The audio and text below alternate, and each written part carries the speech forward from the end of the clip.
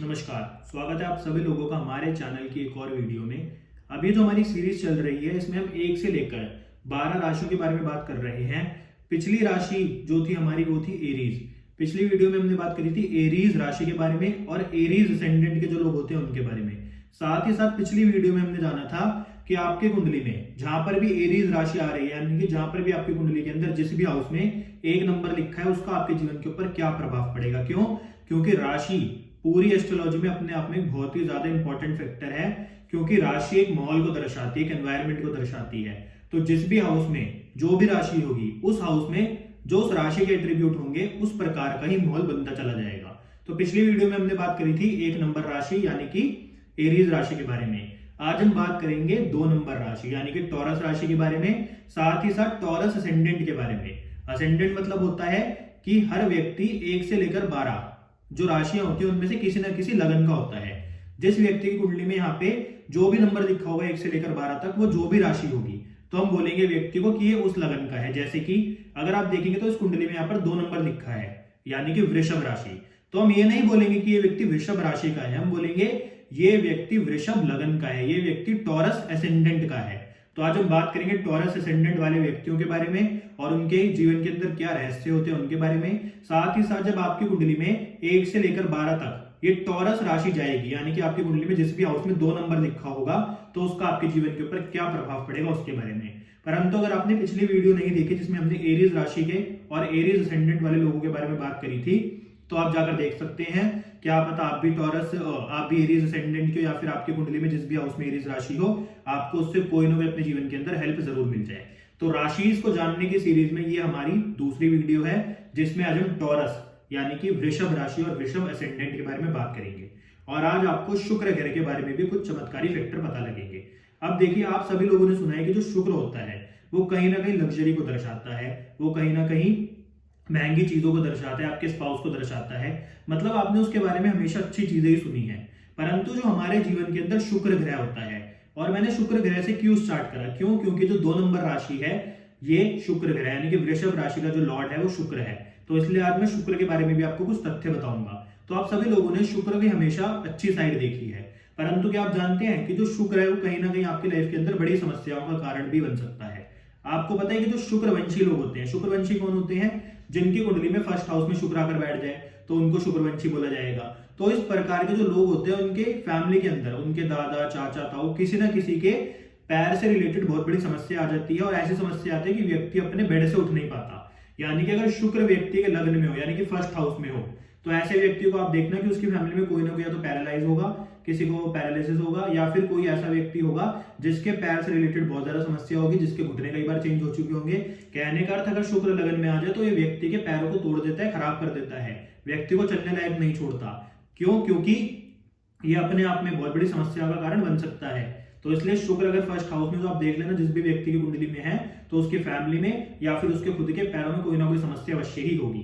साथ ही साथ जिस व्यक्ति की कुंडली में शुक्र यानी कि वीनस और जुपिटर यानी कि बृहस्पति अगर किसी भी हाउस में एक साथ आकर बैठ जाए तो उस व्यक्ति के घर में या फिर उस व्यक्ति को खुद को आंख से रिलेटेड प्रॉब्लम होगी। इसके पीछे का कारण क्या आप जानते हैं? इसके पीछे का कारण ये है, आप सभी लोगों ने कथा सुनी होगी। किसकी? भगवान वामन की, जो भगवान विष्णु के एक अवतार हैं। और भगवान वामन जब राजा बलि के पास जाते हैं दान लेने के लिए, तो वहां पर शुक्राचार्य एक मतलब जो कमंडल होता है उसमें जाके बैठ जाते हैं और भगवान वामन शुक्राचार्य की आंख फोड़ देते हैं तरीके से। तो इसलिए शुक्राचार्य की एक आंख उस टाइम फोड़ दी गई थी, जिसके कारण जुपिटर को हम बोलेंगे वामन देव और शुक्राचार्य तो शुक्र है यानी कि वीनस है। तो इसलिए जब भी कुंडली के अंदर शुक्र का और आपस में बृहस्पति का मेल होगा तो ऐसे व्यक्ति की आपको आंख से रिलेटेड समस्या देखने को मिलेगी। हमारी जो गाथाएं हैं, हमारी जो पुराण है, उसमें ही आपको कई रहस्य छुपे मिलेंगे। हर जो हमारी पुराणों में गाथाएं आई हैं, कथाएं आई हैं, वो बहुत ही इंपॉर्टेंट है, मतलब हमारी लाइफ के अंदर वो कहीं ना कहीं बहुत ही ज्यादा इंपॉर्टेंस भी रखती हैं। तो इसलिए उनको सुनना चाहिए। तो इसलिए जुपिटर और वीनस का जब भी आपकी कुंडली के अंदर कॉम्बिनेशन बनेगा तो ऐसे व्यक्ति की आंख से रिलेटेड या फिर उसके परिवार में किसी न किसी को आंख से रिलेटेड कोई बड़ी समस्या अवश्य ही होगी। तो शुक्र और बृहस्पति का कॉम्बिनेशन इतना बुरा भी हो सकता है, साथ ही साथ शुक्र आपके जीवन के अंदर समस्या भी दे सकता है। और आप लोग शायद जानते भी नहीं है कि शुक्र एक बहुत ही ज्यादा ताकतवर प्लैनेट है। क्यों? क्योंकि जब हम किसी भी अवतार की बात करते हैं तो भगवान विष्णु के जो एक अवतार हुए परशुराम अवतार, उनको शुक्र बोला गया है। यानी कि अगर आप शुक्र को जानना चाहते हो तो भगवान परशुराम को भी जान सकते हो। भगवान परशुराम और शुक्र ये एक ही यहाँ पे मानिए। तो इसलिए जो भगवान विष्णु के अवतार हुए हैं उन सब में किसी न किसी ग्रह का आपको रिप्रेजेंटेशन मिलेगा। तो ऐसे ही जो भगवान विष्णु के परशुराम अवतार हैं उनको आप शुक्र समझो। तो इसलिए जैसे उनका नेचर है वैसे ही शुक्र का नेचर है। परशुराम जी के पिता ऋषि जमदग्नि हुए, आप सभी लोग शायद जानते होंगे, और उनकी माता का नाम था रेणुका। अगर आपने उनकी कहानी सुनी होगी, एक बार क्या हुआ, जो भगवान परशुराम जी की माता थी यानी कि रेणुका, वो एक बार नदी के पास जल भरने गई और वहां पर उन्होंने कुछ सुंदर राजकुमार को देखा। तो राजकुमार को देखते समय जब वो स्नान कर रहे थे राजकुमार, तो उन्होंने उस समय उन राजकुमार को देखा और वो 2 सेकंड के लिए, सिर्फ ज्यादा देर नहीं 2 सेकंड के लिए मोहित हो गई, जिसके कारण उनको अपने घर पहुंचने में, यानी कि जब वो जल भरने गई थी तो वापस जब उन्हें घर जाना था तो घर जाने में थोड़ा लेट हो गई। तो जब इनके पिता ने अपने ध्यान लगाया, अपने ध्यान में वो गए, तो उनको पता लगा कि इनकी माता ने मतलब ऐसे राजकुमार को देखा जो कि स्नान कर रहे थे, खेल रहे थे। मतलब उनकी इंटेंशन गलत नहीं थी उनकी माता की, परंतु 2 सेकंड के लिए मोहित हो गई। तो जिसके कारण इनके जो पिता थे परशुराम जी के, ऋषि जमदग्नि, उनको पता लग गया कि ये मतलब ऐसे मोहित हो गई थी, जिसके कारण उन्होंने इनकी परीक्षा लेने का सोचा। तो ऋषि जमदग्नि ने अपने बेटों को बुलाया, जितने भी उनके बेटे थे, और अपनी मां का सर काटने के लिए कहा। उन्होंने, ऋषि जमदग्नि ने परशुराम जी की माता का सर काटने के लिए कहा अपने सारे बेटों से। तो जितने भी उनके बेटे थे, परशुराम जी के जो भाई थे, जो ऋषि जमदग्नि के बेटे थे, उन सबने मना कर दिया कि हम अपनी माँ का ऐसे सर नहीं काट सकते। परंतु जब लास्ट में परशुराम जी की बारी आई तो उन्होंने अपनी माता का सर अपने पिता की आज्ञा पे एकदम से काट दिया। और इसके पीछे का क्या आप कारण जानते हैं? इसके पीछे का कारण क्या था? अब आप में से कई लोग सोचेंगे कि ये तो बहुत ही बुरा हुआ। तो फिर आप ये सोचो कि जो परशुराम जी थे, उनके पिता ने परशुराम जी को बोला, ऋषि जमदग्नि ने परशुराम जी को बोला कि अब आपको कोई भी अगर अवतार मांगना है, आपको कोई भी वरदान मांगना है तो आप वरदान मांगो।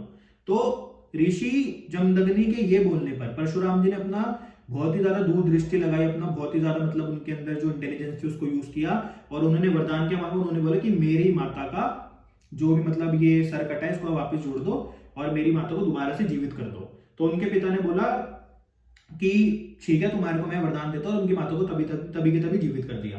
तो उनके पिता ने जो बोला उसके पीछे का लॉजिक क्या था आपको पता है? आप सोचोगे कि शुक्रदेव यहाँ पे मतलब गलत हो गए या फिर उन्होंने अपनी माँ का एकदम से सर काट दिया।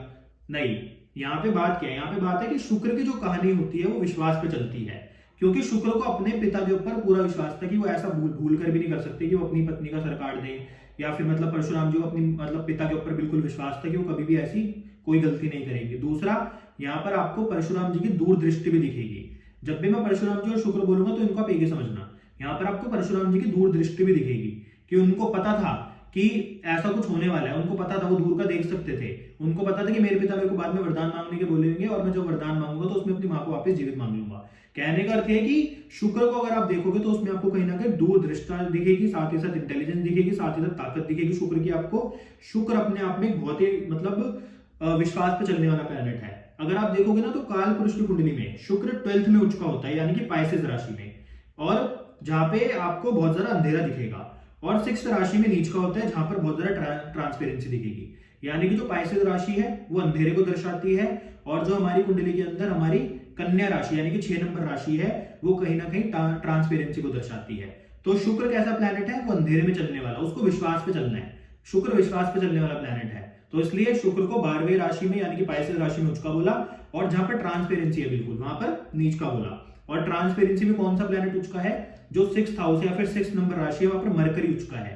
क्यों? क्योंकि उसको लॉजिक देखना है, उसको कैलकुलेशन चाहिए। मरकरी है लॉजिक, उसमें कैलकुलेशन होती है, और कैलकुलेशन में विश्वास नहीं होता, वहां पर लॉजिक ही काम करता है, फॉर्मूला ही काम करता है।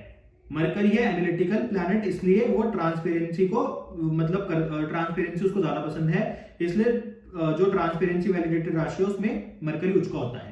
कहने का मतलब शुक्र 12वें घर में या फिर 12वीं राशि में उच्च का होता है कि वहां पर अंधेरा है। शुक्र अंधेरे में चलने वाला प्लैनेट है, विश्वास पे चलने वाला प्लैनेट है। परंतु वहीं पर जो मरकरी होता है यानी कि बुध, वो 6 नंबर राशि यानी कि कन्या राशि में उच्च का होता है। क्यों? क्योंकि वहां पर ट्रांसपेरेंसी है। जो बुध है उसको विश्वास वाली चीजें पसंद नहीं है, वो चीजों को कैलकुलेट करता है, वो चीजों को मतलब एनालाइज करता है कि सही क्या है गलत क्या है, उसके अकॉर्डिंग फैसला लेता है। परंतु शुक्र विश्वास पे चलता है, क्योंकि 12वें नंबर वाली राशि जो है वो कहीं ना कहीं बृहस्पति की है, तो इसलिए बृहस्पति भी कहीं ना कहीं विश्वास और धर्म को दर्शाता है, ट्रस्ट को दर्शाता है। तो इसलिए शुक्र 12वें घर में उच्च का होता है और बुध 6ठे घर में उच्च का होता है। परंतु अगर आप इसको उल्टा करोगे तो जो शुक्र है वो छठे घर में नीच का होता है और बुध 12वें घर में नीच का होता है। यानी कि ये दोनों एक दूसरे से बिल्कुल अपोजिट प्लैनेट है, एक विश्वास पे चलता है तो एक ट्रस्ट पे चलता है। ये कहानी सुनाने का अर्थ सिर्फ यही है कि आप समझो कि हमारे ग्रंथों में जितनी कहानियां दी गई हैं वो कितनी ज्यादा इंपॉर्टेंट है और हमारी लाइफ के अंदर कितनी ज्यादा इंपॉर्टेंस रखती हैं। और जो पाइसेस राशि है विश्वास की राशि, ट्रस्ट की राशि है, इसलिए वहां पर शुक्र उच्च का है। और जो छठे नंबर राशि है, 6th नंबर राशि है, जो कन्या राशि है, वहां पर बुध उच्च का है क्योंकि वो ट्रांसपेरेंसी को दर्शाती है। अब परशुराम जी की कहानी से समझो, एक बार उनके पिता मतलब के पास एक राजा आया, और जब उनके पिता के पास वो राजा आया तो उसने देखा कि जो परशुराम जी के पिता हैं उनके पास एक गाय थी, यानी कि एक काऊ थी जो उनकी कोई भी इच्छा को पूर्ण कर सकती थी, यानी कि इच्छा पूर्ति वाली गाय थी। तो जब वो राजा अपनी सेना के साथ परशुराम जी के पिता के पास आया तो उसने देखा कि मतलब इनके पास तो कुछ नहीं है, झोपड़ी में या मतलब कुछ भी नहीं है। तो उसने सीधे परशुराम जी के पिता को बोला कि मेरी सेना के लिए और मेरे लिए आप खाना लेकर आए, इतना भोजन आप बनाएं कि मेरी सेना का पेट भर जाए और मेरा भी भर जाए। अब राजा ने सोचा कि इनके पास तो कुछ नहीं है, तो ये तो मेरे को कुछ नहीं दे सकते। परंतु कुछ ही देर में परशुराम जी के जो पिता थे उन्होंने जो गाय थी उससे मांगा कि मेरे को इतने सैनिकों के लिए खाना चाहिए और एक राजा के लिए ऐसे खाना चाहिए। तो उस गाय ने उनकी सभी इच्छाओं को पूरा करा और राजाओं के लिए और राजाओं के सैनिक के लिए पूरा उन्होंने इंतजाम करा खाने पीने का। तो जैसे ही राजा ने देखा कि यार ये तो बिल्कुल भी मतलब इनके पास तो कुछ नहीं था, पर अब तो इतना कुछ दोबारा से आ गया, खाना पीना सब कुछ आ गया, तो ये चमत्कार कैसे हुआ। तो सीधे राजा ने परशुराम जी के पिता से पूछ लिया कि ये चमत्कार हुआ कैसे। तो परशुराम जी के पिता ने बता दी कि मेरे पास एक गाय है जिसके कारण ये चमत्कार हुआ। अब राजा को लालच आ गया, उसने कहा कि जो गाय है तुम्हारी है तुम मेरे को दे दो। परंतु परशुराम जी के जो पिता थे उन्होंने कहा ये तो मेरी मतलब बिल्कुल पूज्य है, मेरे लिए तो पूज्य, मैं ऐसे कैसे किसी को भी दे दूं राजा के लिए, वो भी राजा को तो अपने लालच के लिए, इच्छा पूर्ति के लिए चाहिए थी। तो परशुराम जी के पिताजी ने राजा को बिल्कुल मना कर दिया कि मैं नहीं दे सकता। उसके बाद कहानी के अंदर अगर आप इसको पूरा संक्षेप में पढ़ोगे तो ऐसा हुआ कि राजा को जब वो गाय नहीं दी गई तो राजा ने क्या करा, राजा ने परशुराम जी के पिता को वहीं पे मार दिया और वो गाय को ले गया। तो जब परशुराम जी को ये बात पता लगी तब परशुराम जी ने ये प्रण लिया कि मैं सभी राजाएं, जितने भी राजा हैं उन सबको मार दूंगा, उन सबका वध कर दूंगा। यानी कि कहने का अर्थ है कि अगर आप इस कहानी को पूरा संक्षेप में समझो तो आपको एक चीज पता लगेगी कि जो परशुराम जी हैं वो जब शुक्र का मतलब रूप है या फिर शुक्र उनको ही रिप्रेजेंट करते हैं या फिर वो शुक्र को रिप्रेजेंट करते हैं, तो शुक्र में कितनी ताकत है कि आप खुद सोचो। जब पिता के ऊपर बात आई तो परशुराम जी ने सभी राजाओं को समाप्त कर दिया, तो इसलिए शुक्र बहुत ताकतवर है। और उसको 2 घर दिए गए, अगर आप कुंडली में देखेंगे काल पुरुष की, अगर आप कुंडली को 1 से स्टार्ट करेंगे, यहाँ पर 1 लिखा होगा, यहाँ पर 2 लिखा होगा, 3 लिखा होगा, 4, तो 2nd हाउस शुक्र को मिला और 7th हाउस शुक्र को मिला। 2 नंबर राशि शुक्र को मिली और 7 नंबर राशि शुक्र को मिली, जो कि कहीं ना कहीं आप देखोगे तो वैदिक एस्ट्रोलॉजी में 2 नंबर और 7 नंबर इन दोनों ही घरों को बहुत ज्यादा अच्छा नहीं माना गया, इनको कहीं ना कहीं मारक घर बोला गया, इनको बहुत ज्यादा अच्छा नहीं बताया गया। परंतु ये हाउस शुक्र को इसलिए दिए गए क्योंकि शुक्र अपने आप में बहुत ज्यादा ताकतवर है, इसलिए शुक्र को 2nd और 7th हाउस मिले गए, इसलिए शुक्र को 7th और 2nd हाउस का मालिक बनाया गया।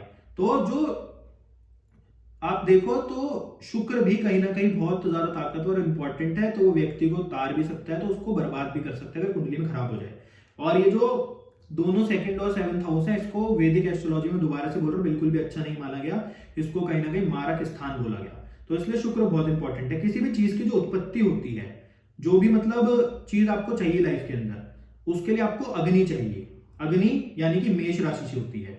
ऐसे ही जो शुक्र है, जब वो बीज उत्पन्न जो होता है, वो जो बीज है वो शुक्र है। उत्पत्ति किसी चीज की हो गई, बीज उत्पन्न हो गया, तो वो जो बीज है, किसी भी चीज का बीज हो, किसी भी चीज का मतलब सीड हो, वो सब कुछ शुक्र है।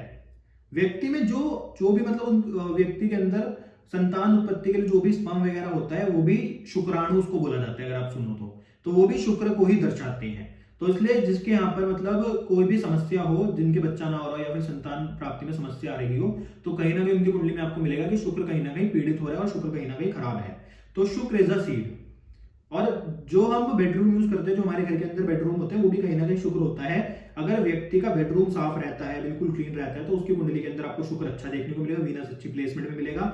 और अगर बेडरूम बहुत ज्यादा मैसअप है तो कहीं ना कहीं कुंडली के अंदर शुक्र भी खराब है। ऐसे जो कर्ली हेयर्स होते हैं वो भी कहीं ना कहीं शुक्र को ही दर्शाते हैं। तो इसलिए आप देखना कि जिस व्यक्ति के हेयर कर्ली है और वो किसी फंक्शन में अगर अपने हेयर को मतलब स्ट्रेट कराकर जाता है, तो उसके घर के अंदर जरूर लड़ाई होती है। किसमें? मैरिज लाइफ में। क्यों? क्योंकि जो कर्ली हेयर होते हैं वो अच्छे शुक्र की पहचान है। परंतु जैसे ही आप स्ट्रेट करा लेते हो उन बालों को तो कहीं ना कहीं शुक्र कुंडली के अंदर खराब हो जाता है। तो इसलिए जो कर्ली हेयर है वो बहुत अच्छे माने गए, बहुत ऑस्पिशियस माने गए हैं। तो पहले के समय पर अगर आप देखोगे तो मैरिड लाइफ बहुत अच्छी चलती थी लोगों की। क्यों? क्योंकि उस समय पर कोई भी ऐसे स्ट्रेटनर वगैरह को यूज नहीं करता था। तो हमारे जो बाल होते हैं वो शनि होते हैं, परंतु जो कर्ली हेयर होते हैं वो कहीं ना कहीं अच्छे शुक्र की पहचान है। तो कभी भी आपको लाइफ के अंदर तरक्की प्राप्त करनी है और आपके कर्ली हेयर है तो कृपया कर उनको स्ट्रेट ना कराएं। और अगर आपको अपने घर के अंदर सभी मंगल कार्य कराने हैं, आप चाहते हो कि आपके घर के अंदर किसी भी कार्य में विघ्न ना आए, तो आपको अपने बाल स्ट्रेट नहीं कराने, जैसे आपके कर्ली बाल हैं उनको कर्ली ही रखें। नहीं तो आप खुद नोटिस करना, जो लोग जिनके बाल कर्ली होते हैं, जिन महिलाओं के बाल कर्ली होते हैं और वो अगर किसी फंक्शन में जाती हैं और उसमें अपने बालों को स्ट्रेट करा लेती हैं तो आप पाओगे कि उनके घर में उस दिन लड़ाई होती है उनके हस्बैंड या फिर उनके स्पाउस से। ये आपको शुक्र का हिसाब देखने को मिलेगा। तो कर्ली हेयर यानी कि शुक्र अच्छा है, और शुक्र अच्छा है तो क्या मिलेगा? आपको लग्जरी मिलेगी। परंतु शुक्र खराब तो क्या मिलेगा? जीवन के अंदर समस्याएं मिलेंगी। बट आजकल आप देखोगे सभी लड़कियां, सभी महिलाएं, सभी अपने बालों को स्ट्रेट कराने लग गई हैं और उतनी उनके जीवन के अंदर आप देखोगे कि मैरिड लाइफ कहीं ना कहीं खराब है। शुक्र ना अच्छा होगा तो ना व्यक्ति पैसे खर्च करने के बाद ना आनंद उठाएगा, उसको मजा आएगा, उसको खुशी होगी।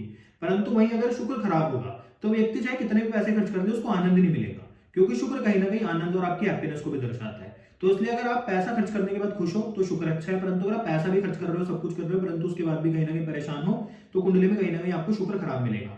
शुक्र ना एंजॉयमेंट का भी कारक है, यानी आनंद का कारक है। इसलिए जीवन के अंदर अगर आनंद है शुक्र अच्छा, और जीवन के अंदर अगर आनंद नहीं है तो शुक्र कहीं ना कहीं आपकी कुंडली के अंदर आपको खराब मिलेगा। अब बात करेंगे कि टॉरस लगन के बारे में, कि ये लोग बहुत मतलब कैसे होते हैं। ये लोग बहुत लॉयल होते हैं, ये लोग मतलब प्रोफेशनल भी मतलब होते हैं। साथ ही साथ जो टॉरस लगन के लोग होते हैं उनका कहीं ना कहीं आपको दिखेगा कि प्रोफेशन भी अच्छा चलता है। ऐसे लोगों के अंदर टीम स्पिरिट होती है। प्रोफेशन अच्छा क्यों चलता है? उसके पीछे के ना कई कारण है। सबसे जो मेन कारण है वो है कि उनकी कुंडली में पहले हाउस में 2 नंबर आ गया। 2 नंबर जो राशि होती है वो कहीं ना कहीं हमारे फूड, फाइनेंस, फैमिली को दर्शाती है। तो जब इनकी पर्सनैलिटी के अंदर ही फाइनेंस वाली राशि आ गई, फूड वाली राशि आ गई, तो ऐसे लोगों के जीवन के अंदर जो उनका प्रोफेशन होगा उससे कहीं ना कहीं इनके पास पैसा आएगा ही आएगा। दूसरा, ऐसे लोग लॉयल बहुत होते हैं, इनके अंदर टीम स्पिरिट होती है। साथ ही साथ ऐसे लोग दूसरों को साथ लेकर भी चलते हैं और ये लोग अपने जीवन के अंदर कहीं ना कहीं ऐश करते हैं। एस्ट्रोलॉजी में बोला गया कि 2 राशियां फिर 2 लगन वाले लोग ऐसे होते हैं जो अपने जीवन के अंदर सबसे ज्यादा ऐश करते हैं, जिसमें से पहला लगन है 2 और दूसरा लगन है 7, यानी कि दोनों शुक्र के ही ये लगन और शुक्र की ही राशियां हैं। तो आपको ये भी देखने को मिलेगा। लोग अच्छे बहुत हैं, बट जो टॉरस लगन वाले होते हैं ना, इनकी मैरिज कहीं ना कहीं बहुत ज्यादा अच्छी नहीं चलती। इसके पीछे का कारण है जो टॉरस लगन वाले लोग हैं उनकी कुंडली में 7th हाउस जो कि मैरिज का होता है, इसमें 8 नंबर आ गया। और 8 नंबर क्या है? पेन है। 8 नंबर क्या है? ट्रांसफॉर्मेशन है। 8 नंबर क्या है? ट्रबल है। तो इसलिए आप देखोगे कि जो भी व्यक्ति टॉरस लगन का होगा, जिसकी कुंडली में फर्स्ट हाउस में 2 नंबर लिखा होगा, ऐसे लोगों की जो मैरिड लाइफ होती है वो कहीं ना कहीं प्रॉब्लमेटिक रहती है और जीवन के अंदर समस्याएं बनी रहती हैं। इसको समझो कि आपकी मैरिड लाइफ की प्रॉब्लम का कारण क्यों है।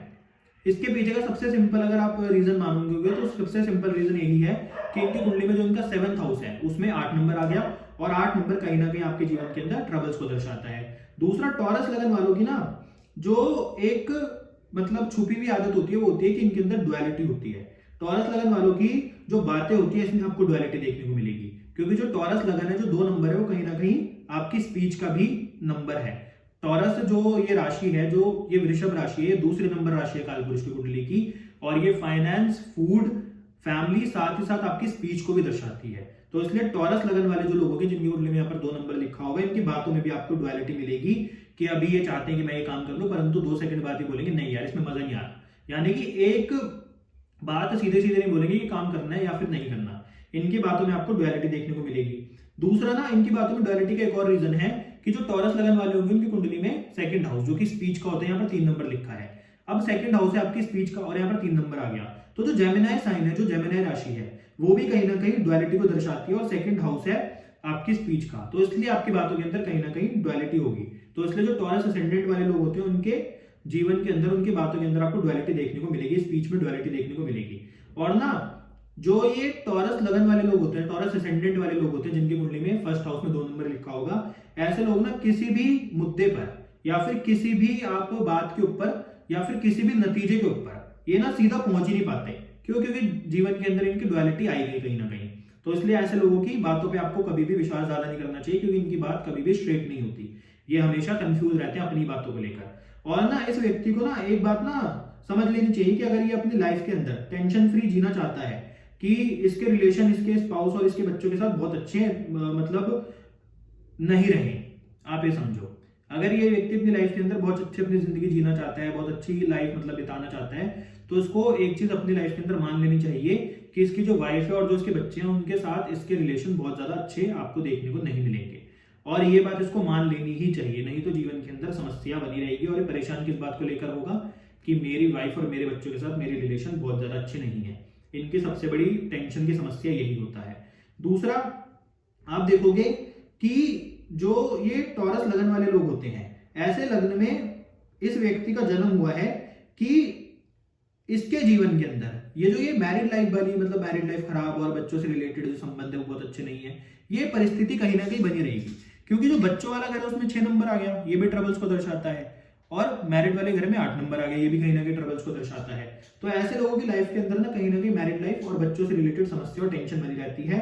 और इनको ना ये बात मान लेनी चाहिए अपने जीवन के अंदर हमेशा के लिए कि इनके जीवन के अंदर ये समस्या कहीं ना कहीं रहेगी ही रहेगी। दूसरा, अब मैं आपको एक बात बताता हूं कि जो टॉरस लगन है, टॉरस लगन में जो थर्ड हाउस है वो कहीं ना कहीं आपके जीवन के अंदर कम्युनिकेशन को दर्शाता है, और वहां पर 4 नंबर आ गया। और 4 नंबर क्या है? 4 नंबर है आपके इमोशंस का, ये इमोशंस को दर्शाता है। तो ऐसा व्यक्ति ना कैसी बातें करेगा? ऐसा व्यक्ति इमोशनल बातें करेगा। ऐसा व्यक्ति अपने भाइयों में साथ इसका मतलब बहुत ज्यादा एक इमोशनल कनेक्ट रहेगा। अपने भाइयों के साथ ये व्यक्ति बहुत ज्यादा इमोशनल रहेगा, अपने भाइयों के साथ इसका बहुत ज्यादा इमोशनल कनेक्शन रहेगा। साथ ही साथ जब भी व्यक्ति कम्युनिकेशन की बात आएगी तो ऐसे लोग तब भी बहुत ज्यादा इमोशनल आपको देखने को मिलेंगे। इसलिए जब भी व्यक्ति का लग्न टॉरस होगा तो उसकी कुंडली में जब भी थर्ड हाउस में 4 नंबर आएगा तो ऐसे व्यक्ति कहीं ना कहीं आपको इमोशनल देखने को मिलेंगे। तो ये था टॉरस लगन वालों के बारे में कुछ बातें। अब जब कुंडली में टॉरस लगन के सेकंड हाउस की बात करेंगे तो सेकंड हाउस में आ गए 3 नंबर राशि। अभी क्या दर्शाती है? सेकंड हाउस है आपके फाइनेंस का, आपकी फैमिली का, साथ ही साथ सेकंड हाउस है आपकी स्पीच का, सेकंड हाउस है कहीं ना कहीं आपके फूड का। तो ऐसे लोगों को हो सकता है कि अलग अलग प्रकार के खाने पसंद हो सकता है कि ऐसे लोगों के जो धन कमाने के सोर्सेज है वो एक से ज्यादा हो, क्योंकि डुअलिटी आ गई, यहाँ पे 3 नंबर साइन आ गया। तीसरा, यहाँ पर आपको एक और चीज देखने को मिलेगी कि कई बार ना ऐसे लोगों के ना मतलब जो दादा या दादी होते हैं उनमें से किसी ना किसी की 2 शादी हुई होती है, ये भी आपको देखने को मिल सकता है। साथ ही साथ जो सेकंड हाउस है यहाँ पर 3 नंबर अगर आ गया तो ये सबसे अच्छा जो उसका एट्रीब्यूट है वो यही है कि ऐसे लोगों के एक से ज्यादा इनकम के सोर्सेज होते हैं, ऐसे लोगों के एक से ज्यादा धन के सोर्सेज होते हैं। तो इसलिए सेकंड हाउस इनके लिए अच्छा बोला गया। अब टॉरस लगन वालों के थर्ड हाउस में 4 नंबर राशि आ गई। तो मैंने आपको बताया कि थर्ड हाउस है आपके कम्युनिकेशन का, आपके सिबलिंग्स का, कहीं ना कहीं आपके ट्रैवल को भी दर्शाता है, साथ ही आपके नेबर्स को भी दर्शाता है। तो ये जो थर्ड हाउस है ये भी अपने आप में कहीं ना कहीं बहुत इंपॉर्टेंट हाउस है। तो ऐसे लोग ना कहीं इनकी बातों के अंदर, इनके कम्युनिकेशन के अंदर भी आपको इमोशनल बातें दिख सकती हैं कि इमोशनल बातें करें। दूसरा, ऐसे लोग ना कई बार अपने भाइयों से, अपने सिबलिंग से, अपने जो भी नेबर्स होते हैं उनके साथ भी इनका एक अच्छा कनेक्शन होता है, इमोशनल कनेक्शन होता है, मतलब ये उनके साथ दिल से जुड़े होते हैं, दिखावा नहीं करते। साथ ही साथ ना जो थर्ड हाउस है कहीं ना कहीं आपके ट्रैवल को भी दर्शाता है। दूसरा, ये चंद्रमा की राशि है, तो ऐसे लोगों की लाइफ के अंदर ट्रैवल बहुत करते हैं, यानी कि टॉरस लगन वाले जो लोग होते हैं कहीं ना कहीं ट्रैवल भी बहुत करते हैं। तो इसलिए जब टॉरस लगन में थर्ड हाउस की हम बात करेंगे तो ये भी एक अच्छा मतलब एक आपको इफेक्ट इसका देखने को मिलेगा। दूसरा, ये आपके हार्ड वर्क यानी कि आपके पराक्रम का भी भाव है। और यहाँ पर जब 4 नंबर आ गया तो क्या होगा? ऐसे लोगों से अगर आपको काम कराना है जिसकी कुंडली में थर्ड हाउस में 4 नंबर दिखा है तो आप उससे इमोशनल बातें करो तो वो आपके सारे काम कर देगा। परंतु अगर आप इनसे प्रैक्टिकल होने की बहुत ज्यादा कोशिश करोगे तो ये हार्ड वर्क नहीं कर पाएंगे। यानी कि आपसे जुड़कर कुछ भी कर सकते हैं, आपसे अच्छे कनेक्शन बनाकर कुछ भी कर सकते हैं, परंतु आप इनसे स्ट्रिक्ट होने की सोचोगे, आप इनसे प्रैक्टिकल होने की सोचेंगे तो ये आपके लिए ज्यादा लाभकारी नहीं रहने वाले। अब जब टॉरस लगन में हम देखेंगे तो चौथे हाउस में 5 नंबर राशि है तो क्या होगा? तो 5 नंबर जो राशि है वो सूर्य की राशि है, तो ये कहीं ना कहीं लीडरशिप क्वालिटी को दर्शाती है, प्राउडनेस की फीलिंग को दर्शाती है। दूसरा, जो 4th हाउस है ये आपकी मदर का है, आपके वाहन का है, आपके घरों का है। तो ऐसे लोगों की जो मदर होगी कहीं ना कहीं हो सकता है कि उनकी बातों में एक आपको मतलब फायर एलिमेंट दिखे, उनकी जो बातें करने का तरीका हो थोड़ा तेज हो। इनकी जो मदर हो सकता है कि थोड़ा है मतलब भारी बोलती हो, थोड़ा रौब जमाकर बोलती हो। दूसरा, इनको अपनी मदर के ऊपर बहुत ज्यादा प्राउड हो सकता है किसी न किसी बात को लेकर।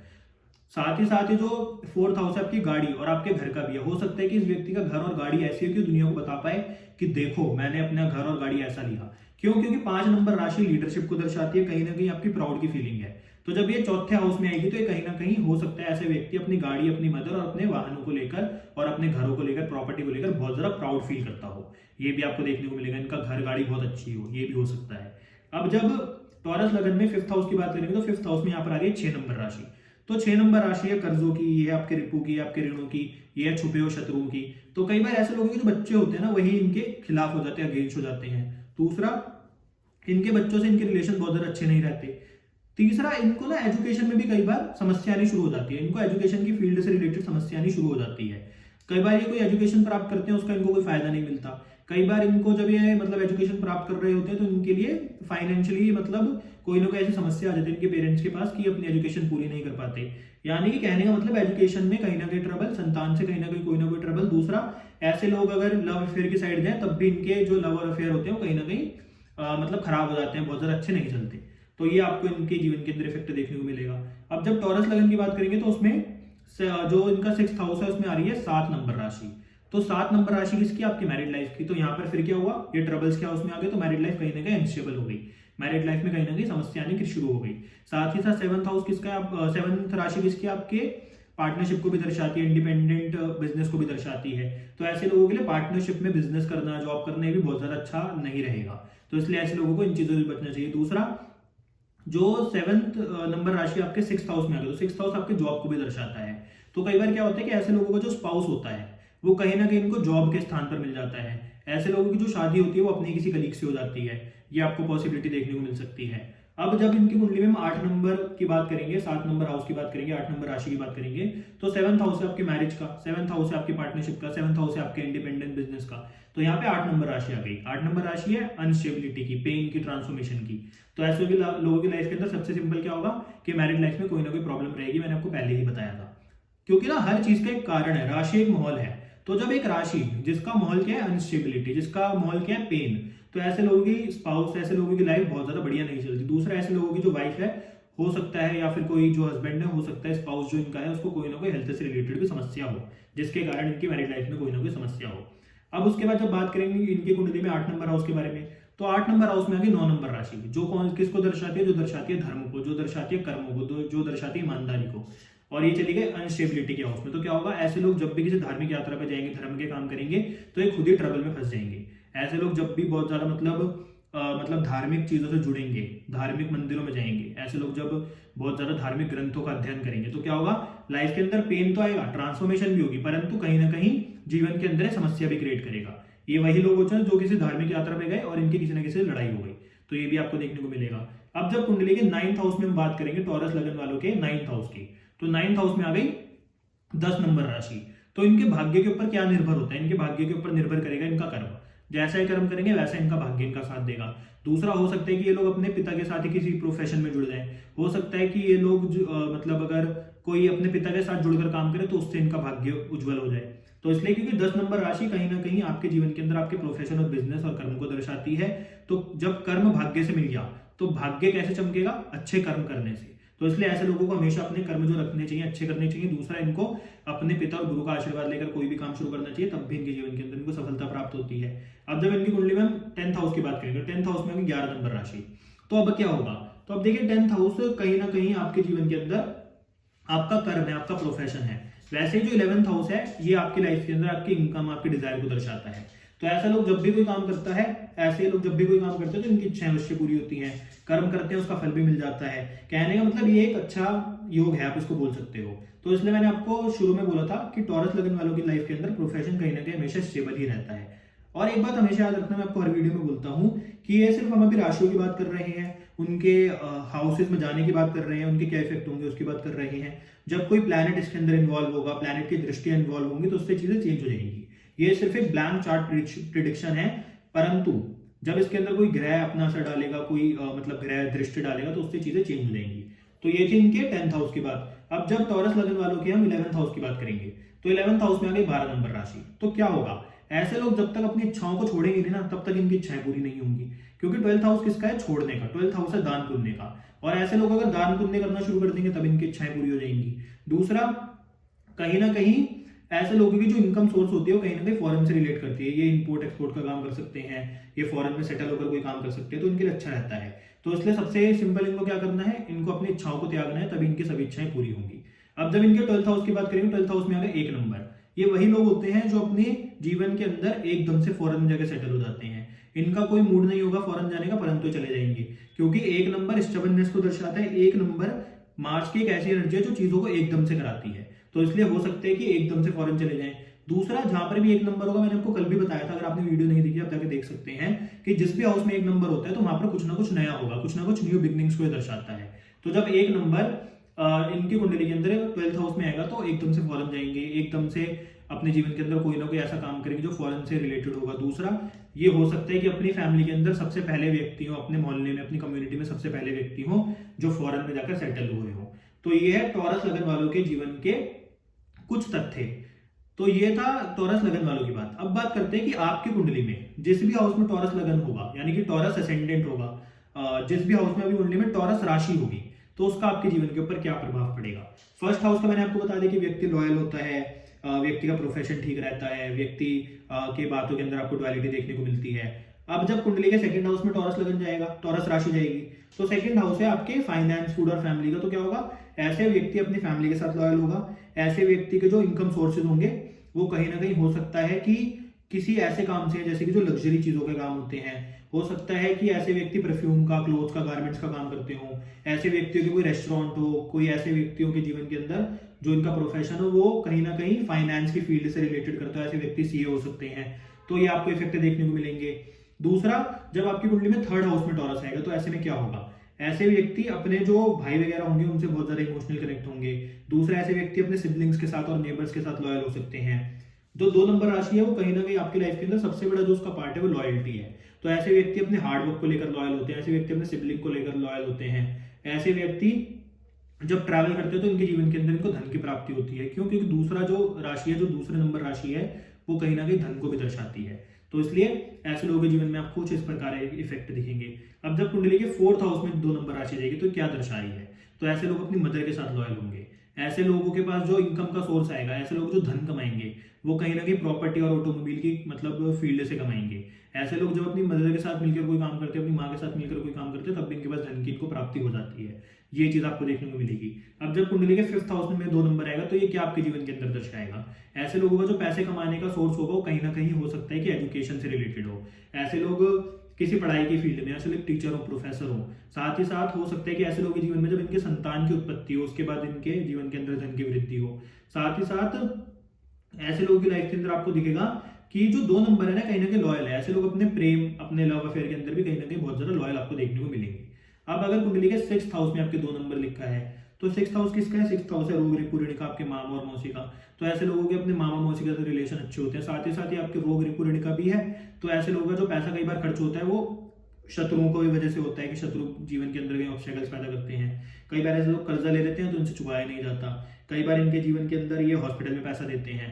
परंतु अगर आप इसको अपोजिट कर दो तो क्या होता है, ऐसे लोग लोगों को ब्याज के ऊपर पैसे देने शुरू कर देते हैं तो उससे पैसा कमा लेते हैं। किसी लॉयर या फिर डॉक्टर की फील्ड से जुड़ जाए तो उससे पैसा कमा लेते हैं। ये भी आपको देखने को मिलेगा। यानी कि एक कुंडली में करोड़ों कॉम्बिनेशन निकाले जा सकते हैं। और अभी तो हमने किसी ग्रह की बात नहीं करी, किसी हमने मतलब दृष्टि की बात नहीं करी। यहाँ पर सिर्फ एक ब्लैंक चार्ट की प्रिडिक्शन हो रही है और कुछ नहीं हो रहा, आप ये समझो। तो इसलिए एस्ट्रोलॉजी अपने आप में कितनी डीप है ये आपको सब पता लगेगा। अब अगर कुंडली के 7th हाउस में 2 नंबर आ गया तो सबसे पहली बात, ऐसे लोगों की लाइफ के अंदर भी कहीं ना कहीं इनके जो मैरिड लाइफ होती है बहुत ज्यादा अच्छी नहीं चलती। क्यों? क्योंकि 8 नंबर आ गया इनके 1st हाउस में और 2 नंबर आ गए इनके 7th हाउस में। तो अब क्या हुआ, अब तब भी सेम हुआ। पहले क्या था, पहले 2 नंबर था 1st हाउस में, 8 नंबर था 7th हाउस में, तब भी रिलेशनशिप अच्छे नहीं थे।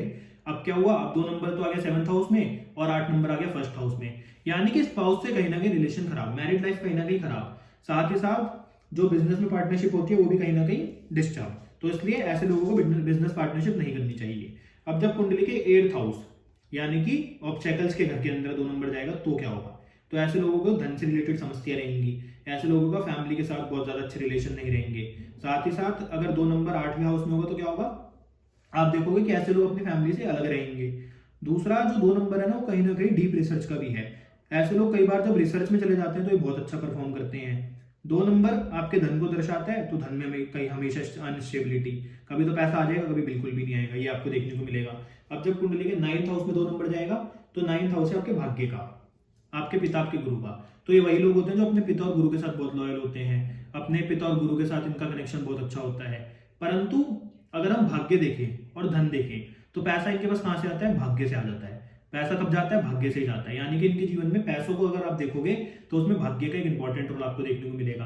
तो ऐसे लोग जब धर्म से रिलेटेड कोई काम करते हैं तब पैसा आता है। ऐसे लोग जब धार्मिक स्थलों पर जाते हैं तब पैसा आता है, क्योंकि 2 नंबर राशि जहां पर भी जाएगी पैसा उस फील्ड से भी आएगा।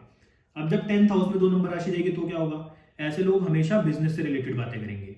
ऐसे लोग कैसी बातें करेंगे? ऐसे लोग बातें करेंगे प्रोफेशन से रिलेटेड। साथ ही साथ जो 2 नंबर राशि है वो 10th हाउस में गई, तो 10th हाउस है कर्म का, तो जब ये कर्म करेंगे तो पैसा भी आएगा। और दूसरा एक बात और याद रखना, मैं आपको बताई नहीं ये बात, कि जिस भी हाउस में 2 नंबर राशि जाएगी व्यक्ति उसी हाउस से रिलेटेड बातें करेगा। फर्स्ट हाउस में आएगी तो अपने से रिलेटेड बातें करेगा, सेकंड हाउस में आएगी तो धन से रिलेटेड, फैमिली से रिलेटेड, फूड से रिलेटेड बातें करेगा, थर्ड हाउस में आएगी तो हार्डवर्क से रिलेटेड बातें करेगा, अपने सिबलिंग के और नेबर्स के बारे में बातें करेगा, फोर्थ हाउस में जाएगी तो गाड़ी, घर, अपनी मदर, इससे रिलेटेड बातें करेगा, फिफ्थ हाउस में जाएगी तो एजुकेशन, संतान, इनसे रिलेटेड बातें करेगा, अपने लव अफेयर के बारे में बातें करेगा, सिक्स्थ हाउस में जाएगी तो रोग, शत्रु, कर्जे, इनके बारे में बात करेगा, सेवंथ हाउस में आएगा तो अपने पार्टनर के बारे में, इंडिपेंडेंट बिजनेस और पार्टनरशिप के बारे में बात करेगा, एट्थ हाउस में जाएगी तो समस्याओं के बारे में बात करेगा, अपने पेन और ट्रांसफॉर्मेशन के बारे में लोगों को बताएगा, नाइन्थ हाउस में जाएगी तो अपने गुरु, अपने पिता, इनके बारे में बातें करेगा, अपने भाग्य के बारे में हमेशा बातें करता रहेगा। ऐसे ही 10th हाउस में जाएगी तो अपने प्रोफेशन से रिलेटेड बातें करेगा, काम धंधों से रिलेटेड बातें करेगा, कर्मों से रिलेटेड बातें करेगा। अब जब 2 नंबर राशि 11th हाउस में जाएगी तो क्या होगा? ऐसा व्यक्ति जो पैसा कमाएगा या फिर जो खर्च करेगा हमेशा अपनी इच्छा पूर्ति के लिए करेगा, क्योंकि अब तो 2 नंबर आ गई 11th हाउस में। 11th हाउस है डिजायर फुलफिलमेंट का, 2 नंबर है पैसे का। तो ऐसा व्यक्ति जब पैसा खर्च करेगा तो आप देखोगे कि इच्छाएं तो पूरी होंगी होंगी, साथ ही साथ ऐसा व्यक्ति जब पैसा खर्च करता है तो उसके पास पैसा आता भी है, तो ये इसका एक अच्छा इफेक्ट है। ऐसे व्यक्ति अपने दोस्तों के ऊपर पैसा खर्च करते हैं, ऐसे व्यक्ति अपने दोस्तों के थ्रू पैसे कमा लेते हैं, ऐसे व्यक्ति अपने दोस्तों के साथ काम करके पैसे कमा लेते हैं, ये भी आपको देखने को मिलेगा। अब जब 2 नंबर राशि की कुंडली के 12th हाउस में आएगी तो क्या दर्शा रही है ये? ऐसे व्यक्ति पैसा कमाएगा और खर्च भी होगा।